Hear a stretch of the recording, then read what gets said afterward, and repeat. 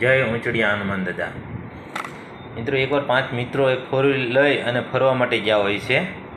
તો જ્યારે એ જતા હોય છે, ચોમાસાનો સિઝન હોય એટલે વીજળી બહુ મોટી મોટી વીજળી થતી હોય છે। તો 5 મિત્રો એ વિચાર કરે છે કે આપણે એકનો ભોગ લેવા માગે છે વીજળી, એના કારણે આપણે 5ને ડરવું પડે છે। તો એક કામ કરીએ, આપણે મોટરમાંથી નીચે ઉતરી અને સામેનું દૂર ઝાડ છે, એક જણે ઝાડને અડીને આવતા રહીએ કે જેના ઉપર ખતરો હશે કે જેનો ભોગ લેવો છે, વીજળી એનો ભોગ લઈ લે છે, તો 4 તો આપણે નિશ્ચિત થઈને રહીશું। તો એવું વિચારી અને એવો વારો કરે છે।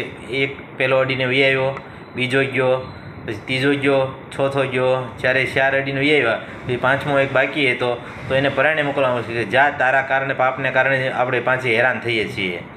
તો મિત્રો, બને છે એવું કે એ મિત્ર જ્યારે ઝાડને અડવા જાય છે ને, તો વીજળી મોટર ઉપર પડે છે ને 4 બળીને ભડથું થઈ જાય છે। મિત્રો, જે એકના પુણ્યના કારણે 4 મિત્રો સહી સલામત હતા, પણ એક જે દૂર ગયો એના કારણે 4 બળીને ભડથું થઈ ગયા।